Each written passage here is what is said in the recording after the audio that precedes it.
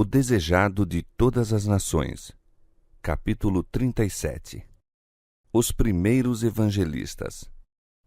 Este capítulo se baseia em Mateus capítulo 10, Marcos capítulo 6, versos 7 a 11 e Lucas capítulo 9, versos 1 a 6. Os apóstolos eram membros da família de Jesus e haviam-no acompanhado em suas jornadas a pé através da Galiléia. Tinham compartilhado de suas labutas e fadigas, haviam-lhe escutado os discursos, andado e conversado com o Filho de Deus, e de suas instruções diárias tinham aprendido a trabalhar pela elevação da humanidade. Ao atender Jesus às vastas multidões que se lhe aglomeravam em torno, os discípulos o assistiam, ansiosos de lhe obedecer às ordens e aligeirar-lhe o trabalho. Ajudavam a pôr em ordem o povo, a levar os enfermos ao Salvador e a promover o conforto de todos. Observavam os ouvintes interessados, explicavam-lhes as Escrituras e trabalhavam por várias maneiras para seu benefício espiritual. Ensinavam o que tinham aprendido de Jesus e obtinham dia a dia rica experiência. Necessitavam, porém, adquiri-la também no trabalho sozinhos. Careciam ainda de muita instrução, grande paciência e ternura. Agora, enquanto se achava em pessoa com eles, para indicar-lhes os erros e aconselhá-los e corrigi-los, enviou-os o Salvador como seus representantes. Enquanto tinham estado com ele, muitas vezes ficaram os discípulos desconcertados pelos ensinos dos sacerdotes e fariseus, mas tinham levado suas perplexidades a Jesus. Este lhes expunha as verdades escriturísticas em contraste com a tradição. Assim, lhes havia fortalecido a confiança na palavra de Deus, libertando-os também em grande parte do temor dos rabis e de sua escravidão à tradição.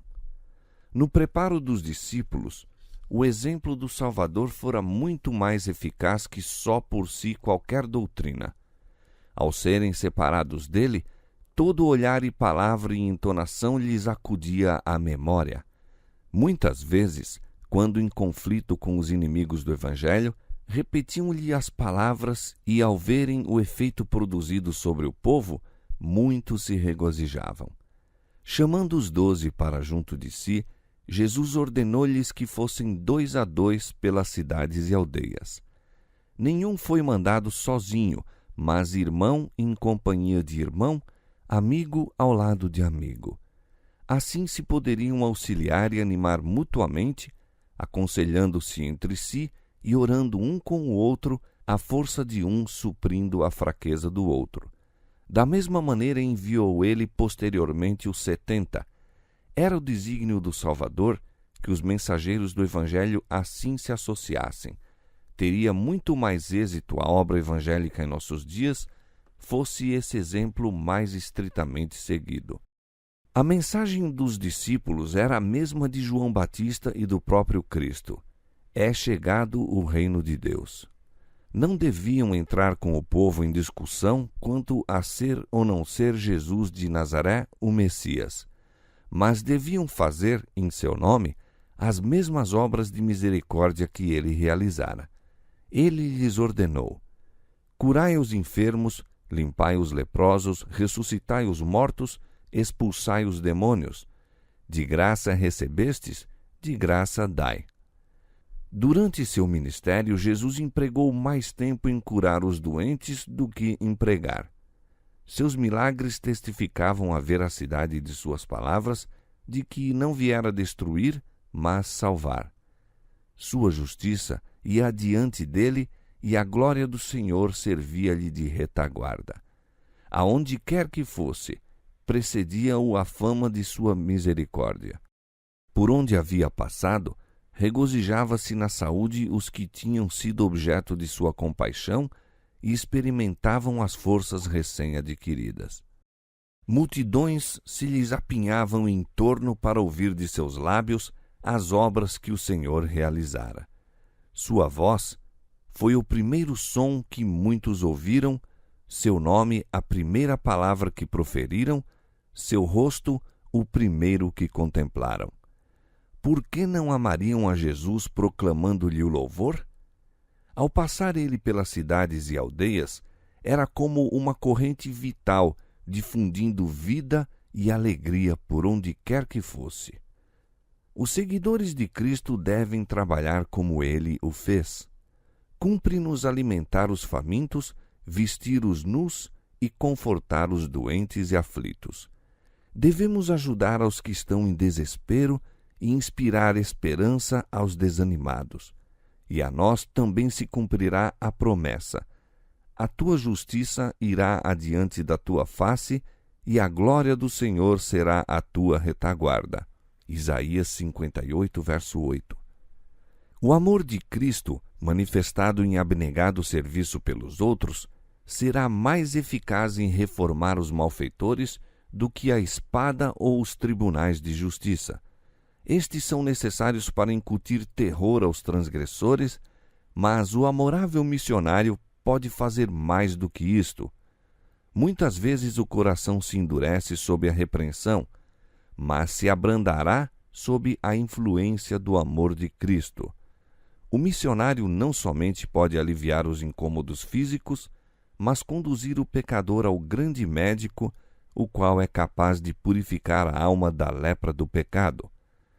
É desígnio de Deus que, mediante seus servos, os doentes, os desafortunados, os possuídos de espíritos maus, lhe ouçam a voz.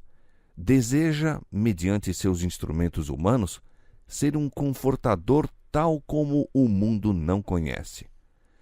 Em sua primeira viagem missionária, os discípulos deviam ir apenas às ovelhas perdidas da casa de Israel. Houvessem pregado então o evangelho aos gentios ou aos samaritanos, e teriam perdido a influência para com os judeus. Excitando os preconceitos dos fariseus, ter-se-iam envolvido em conflitos que os haveriam desanimado no princípio de seus labores. Mesmo os apóstolos eram tardios em compreender que o evangelho devia ser levado a todas as nações. Enquanto eles próprios não fossem capazes de aprender esta verdade, não se achavam preparados para trabalhar pelos gentios. Se os judeus recebessem o evangelho, Deus intentava fazê-los seus mensageiros aos gentios. Eram, portanto, eles os que primeiro deviam ouvir a mensagem salvadora. Por todo o campo de trabalho de Cristo, havia almas despertas para as próprias necessidades, famintas e sequiosas da verdade. Chegara o tempo de enviar as boas novas de seu amor a esses anelantes corações. A todos esses deviam os discípulos ir como representantes seus. Os crentes seriam assim levados a considerá-los mestres divinamente designados, e quando o Salvador lhes fosse tirado, não seriam deixados sem instrutores. Nessa primeira viagem, os discípulos só deviam ir aos lugares em que Jesus já estivera antes e onde fizera amigos. Seus preparativos de viagem deviam ser os mais simples.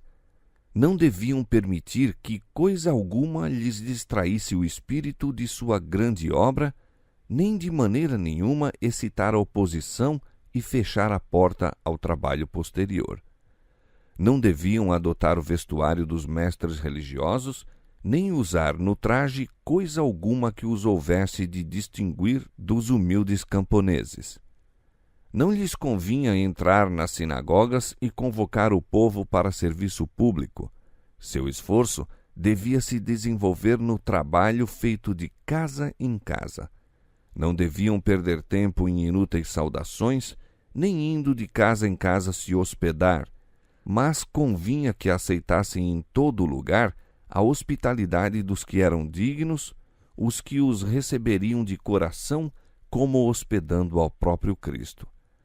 Cumpria-lhes entrar na morada com a bela saudação: paz seja nesta casa. Lucas capítulo 10, verso 5. Essa casa seria abençoada por suas orações, seus hinos de louvor e o estudo das Escrituras no círculo familiar. Esses discípulos deviam ser arautos da verdade para preparar o caminho ao Mestre. A mensagem que deviam levar era a palavra da vida eterna e o destino dos homens dependia da aceitação ou rejeição da mesma. Para impressionar o povo com sua solenidade, Jesus ordenou aos discípulos: se ninguém vos receber nem escutar as vossas palavras, saindo daquela casa ou cidade, sacudi o pó dos vossos pés. Em verdade vos digo que, no dia do juízo, haverá menos rigor para o país de Sodoma e Gomorra do que para aquela cidade. Então o olhar do Salvador penetra o futuro. Contempla os mais vastos campos em que, depois de sua morte, os discípulos têm de testificar dele. Seu olhar profético abrange a experiência de seus servos através de todos os séculos até que ele venha pela segunda vez. Mostra a seus seguidores o conflito que hão de encontrar. Revela o caráter e plano da batalha. Desenrola perante eles os perigos que terão de enfrentar, a abnegação que lhes será necessária. Deseja que calculem o custo a fim de não serem tomados de surpresa pelo inimigo. Sua luta não tem de ser travada contra a carne e o sangue, mas contra os principados, contra as potestades, contra os príncipes das trevas deste século, contra as hostes espirituais da maldade nos lugares celestiais. Efésios capítulo 6, verso 12. Têm de contender contra forças sobrenaturais, mas é-lhes assegurado sobrenatural auxílio. Todos os espíritos celestes se acham nesse exército, e mais que anjos estão nas fileiras. O Espírito Santo, o representante do capitão do exército do Senhor, desce para dirigir a batalha. Muitas podem ser nossas fraquezas, pecados e erros graves, mas a graça de Deus é para todos quantos a buscam em contrição. O poder da onipotência acha-se empenhado em favor dos que confiam em Deus. Eis, disse Jesus, que vos envio como ovelhas ao meio de lobos. Portanto, sede prudentes como as serpentes e simples como as pombas. Cristo mesmo nunca suprimiu uma palavra da verdade, mas sempre a proferiu com amor. Exercia o máximo tato e cuidadosa, benévola atenção em seu trato com o povo.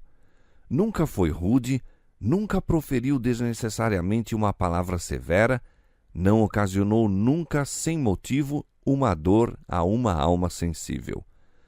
Não censurava a fraqueza humana, denunciava sem temor a hipocrisia, a incredulidade e a iniquidade, mas tinha lágrimas na voz quando emitia suas esmagadoras repreensões.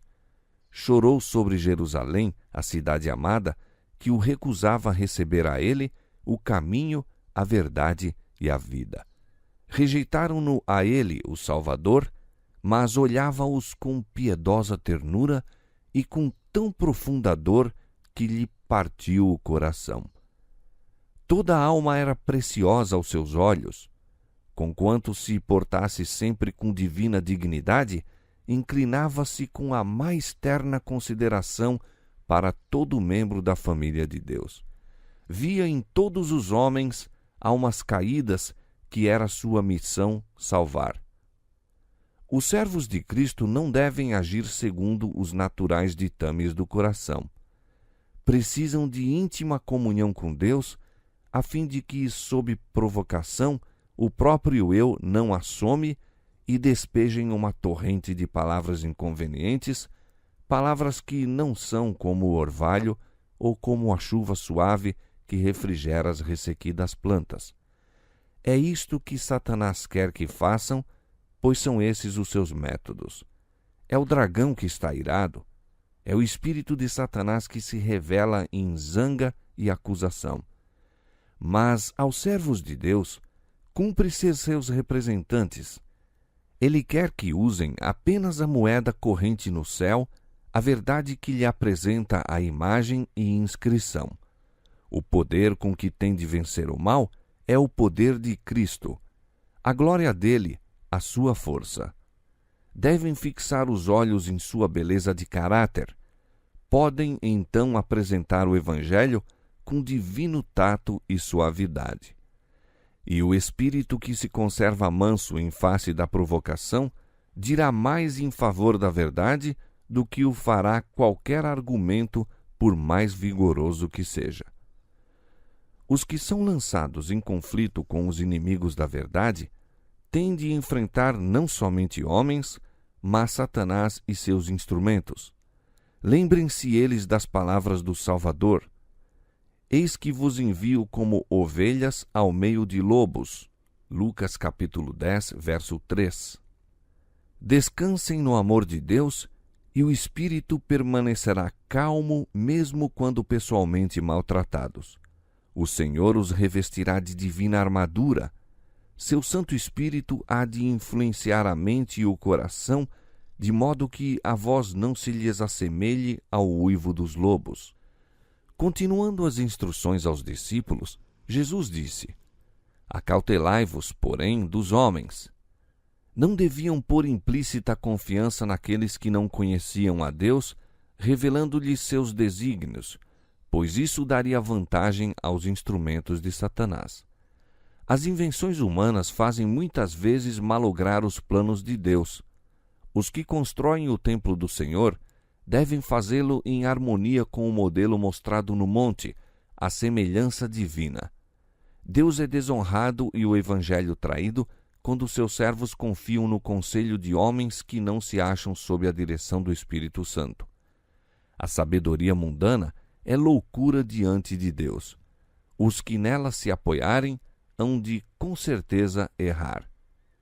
Eles vos entregarão aos sinédrios e sereis até conduzidos à presença dos governadores e dos reis por causa de mim, para lhes servir de testemunho a eles e aos gentios.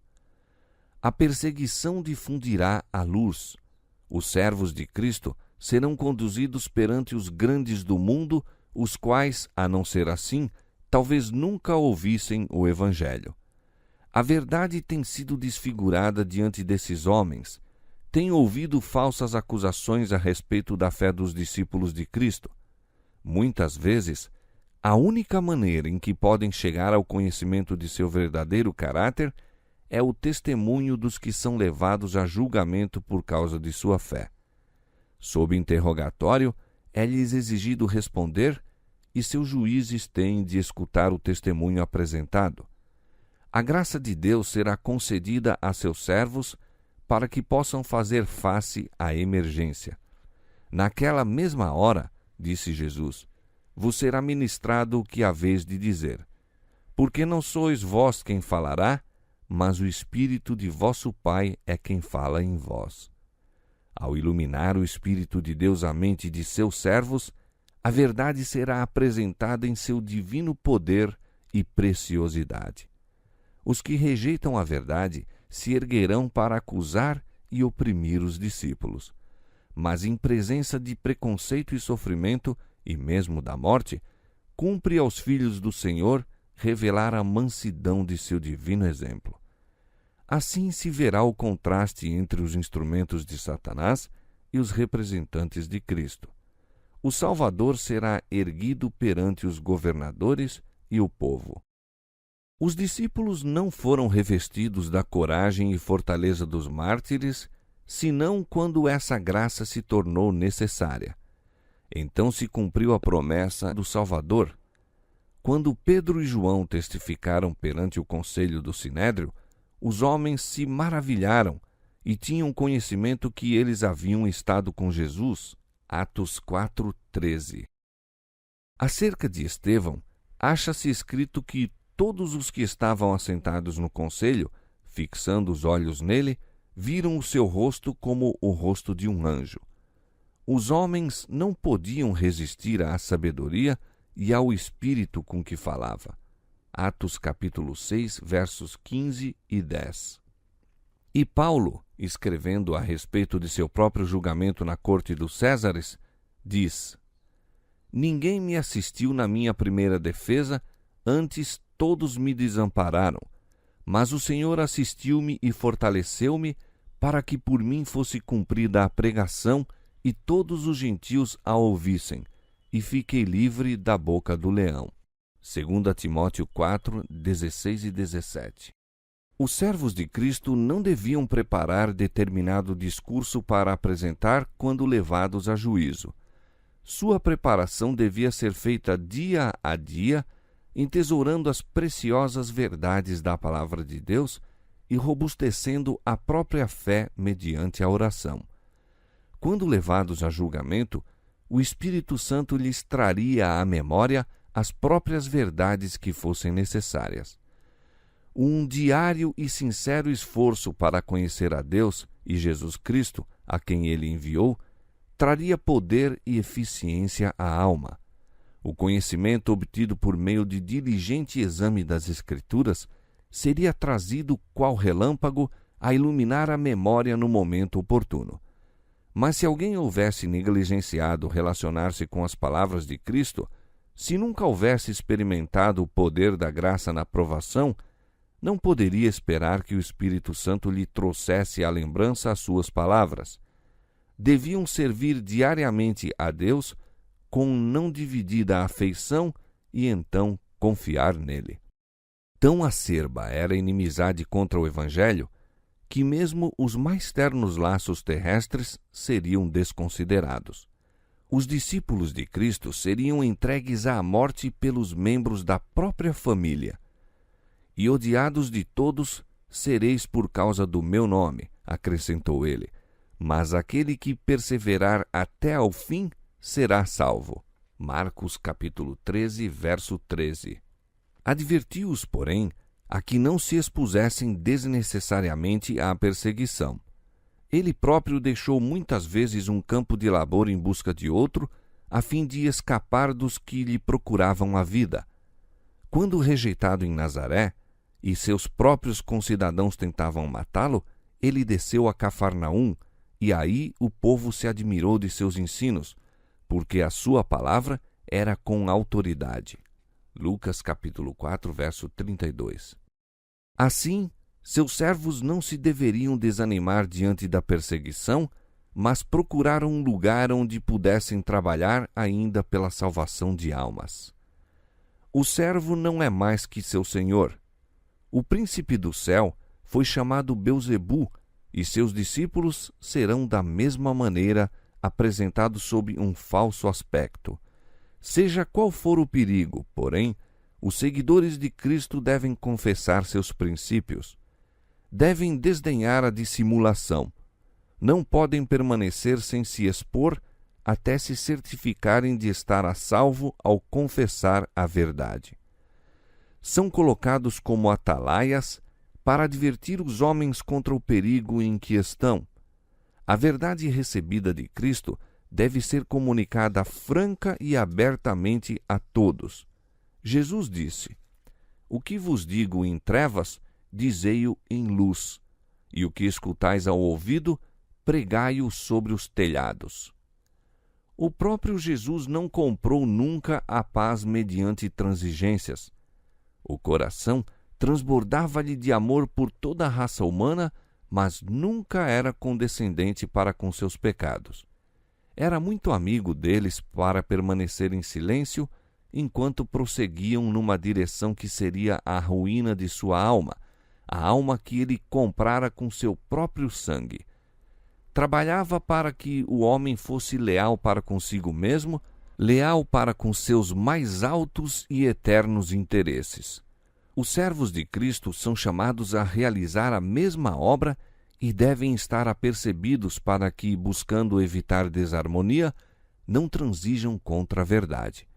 Devem seguir as coisas que servem para a paz, Romanos 14, 19. Mas a verdadeira paz jamais será obtida com transigência de princípios. E ninguém pode ser fiel aos princípios sem excitar oposição. Um cristianismo espiritual sofrerá oposição da parte dos filhos da desobediência. Mas Jesus recomendou aos discípulos: "Não temais os que matam o corpo e não podem matar a alma." Os que são fiéis a Deus não têm a temer o poder dos homens nem a inimizade de Satanás. Em Cristo lhes está garantida a vida eterna. Seu único temor deve ser atraiçoar a verdade, traindo assim a confiança com que Deus os honrou. É obra de Satanás encher o coração dos homens de dúvida. Leva-os a considerar a Deus um severo juiz, tenta-os a pecar e depois a julgar-se demasiado vis para se aproximarem de seu Pai Celestial ou inspirar-lhe piedade. O Senhor compreende tudo isso. Jesus garante a seus discípulos a simpatia de Deus para com eles em suas necessidades e fraquezas. Nenhum suspiro se desprende, nenhuma dor é sentida, desgosto algum magoa a alma sem que sua vibração se faça sentir no coração do Pai. A Bíblia apresenta-nos Deus em seu alto e santo lugar, não em estado de inatividade, nem em silêncio e isolamento, mas rodeado de milhares e milhões de seres santos, todos à espera para lhe cumprir a vontade. Por meios que não nos é dado discernir, acha-se ele em ativa comunicação com todas as partes de seu domínio. É, porém, neste mundo minúsculo, nas almas para cuja salvação deu seu Filho unigênito, que se centraliza o seu interesse, bem como o de todo o céu. Deus se inclina de seu trono para escutar o clamor do oprimido. A toda sincera súplica responde: eis-me aqui. Ergue o aflito e o oprimido. Em todas as nossas aflições, é ele afligido também. Em toda tentação e em toda prova, o anjo de sua face perto está para livrar. Nem mesmo um passarinho cai por terra sem o conhecimento do Pai. O ódio de Satanás contra Deus o leva a odiar todo o objeto de amor do Salvador. Busca manchar a obra de Deus e deleita-se em destruir até os mudos irracionais. É unicamente mediante o protetor cuidado de Deus que os pássaros são conservados para alegrar-nos com seus cânticos de júbilo. Ele não os esquece nem aos menores passarinhos. Não temais, pois, mais valeis vós do que muitos passarinhos. Jesus continua: se me confessares diante dos homens, eu vos confessarei diante de Deus e dos santos anjos. Tendes de me servir de testemunhas na terra, condutos por onde minha graça possa fluir para a cura do mundo. Assim, serei vosso representante no céu. O Pai não vê vosso caráter defeituoso, mas vos olha revestidos de minha perfeição. Sou o meio pelo qual as bênçãos do céu descerão a vós. E todo aquele que me confessa, partilhando meu sacrifício pelos perdidos, será confessado como participante na glória e alegria dos salvos. O que confessar a Cristo tem de o possuir em si. Não pode comunicar aquilo que não recebeu. Os discípulos poderiam discorrer fluentemente acerca de doutrinas, poderiam repetir as palavras do próprio Cristo, mas, a menos que possuíssem mansidão e amor cristãos, não o estariam confessando. Um espírito contrário ao de Cristo negá-lo-ia, fosse qual fosse a profissão de fé. Os homens podem negar a Cristo pela maledicência, por conversas destituídas de senso, por palavras inverídicas ou descorteses. Podem negá-lo esquivando-se às responsabilidades da vida, pela busca dos prazeres pecaminosos. Podem negá-lo conformando-se com o mundo, por uma conduta indelicada, pelo amor das próprias opiniões, pela justificação própria, por nutrir dúvidas, por ansiedades desnecessárias e por deixar-se estar em sombras. Por todas essas coisas declaram não ter consigo a Cristo. E qualquer que me negar diante dos homens, diz ele, eu o negarei também diante de meu Pai, que está nos céus. O Salvador declarou a seus discípulos que não esperassem que a inimizade do mundo para com o Evangelho fosse vencida e sua oposição deixasse de existir depois de algum tempo. Disse: não vim trazer paz, mas espada. Esse suscitar de conflitos não é efeito do Evangelho, mas o resultado da oposição que lhe é movida. De todas as perseguições, a mais dura de sofrer é a discórdia no lar, o afastamento dos mais queridos entes da terra. Mas Jesus declara: quem ama o pai ou a mãe mais do que a mim, não é digno de mim. E quem ama o filho ou a filha mais do que a mim, não é digno de mim. E quem não toma a sua cruz e não segue após mim, não é digno de mim. A missão dos servos de Cristo é uma elevada honra, um sagrado depósito. Quem vos recebe, diz ele, a mim me recebe. E quem me recebe a mim, recebe aquele que me enviou. Nenhum ato de bondade para com eles deixa de ser reconhecido e galardoado. E no mesmo reconhecimento inclui ele os mais fracos e humildes da família de Deus.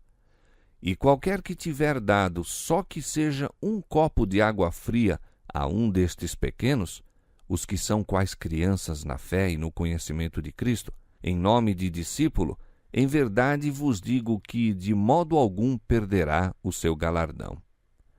Assim terminou o Salvador suas instruções. Em nome de Cristo, saíram os 12 escolhidos, como ele mesmo fizera, a evangelizar os pobres, a curar os quebrantados de coração, a apregoar liberdade aos cativos, a dar vista aos cegos, a pôr em liberdade os oprimidos, a anunciar o ano aceitável ao Senhor. Lucas capítulo 4, versos 18 e 19.